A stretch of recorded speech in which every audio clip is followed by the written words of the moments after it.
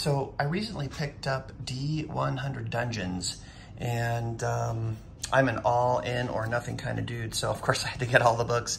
One of the books that I was really excited about was the D100 World Builder set. So this one adds a hex crawl element to the game and really grounds the game from dungeon to dungeon with the overworld and settlements, right, camps, towns, cities, all that kind of thing, and I just love that. A while back, I had purchased the Geomorph cards, and these cards are pretty darn cool. So what you do is you flip them over and you have your terrain that you are adventuring on. So what I did is just a little experiment to see if I could get the Geomorph cards to work with D100, and I gotta say, after a couple of sessions, it is working like gangbusters. One of the things that I needed to do was to create some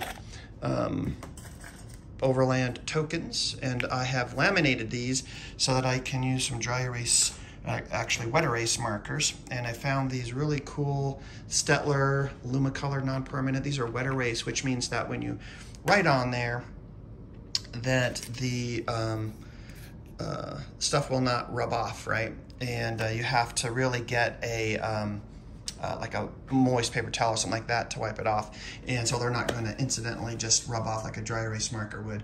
But so I use these to keep track of where a quest might be, and side quest here. Here's the name of the city that is my home city right there, and where the quests are.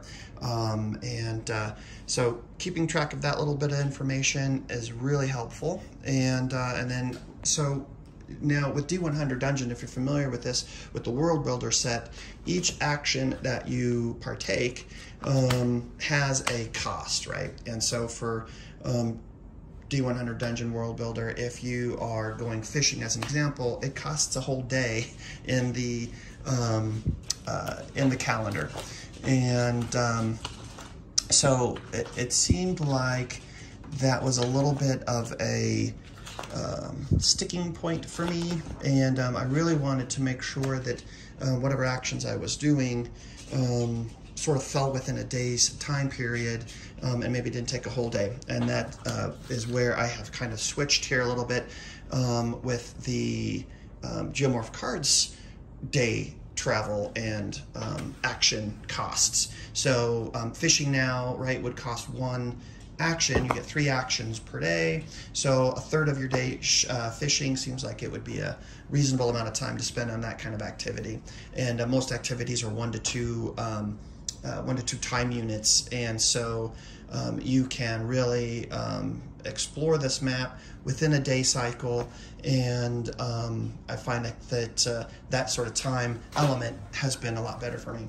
The other thing that I've done doing now is that with the encounters, when I get to the encounters place, is I'm rolling on the D100 Dungeon chart encounters, and it's integrating really well there. And so I'm coming through to actions and resting, and then travel again, so for the next day.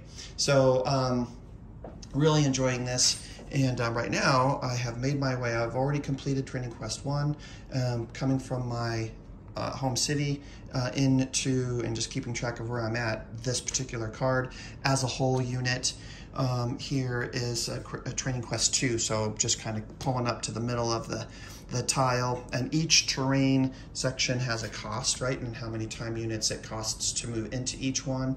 And here we are. So the other thing I found on MK Games website is a dungeon generator.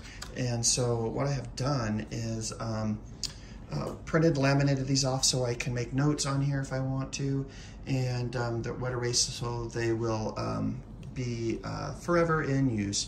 And what's cool about these is that you can, it's a free program that you can download, a link from the website, and it'll generate all the rooms with all of the various encounters, nothing rooms, geographic rooms, and quest rooms in there.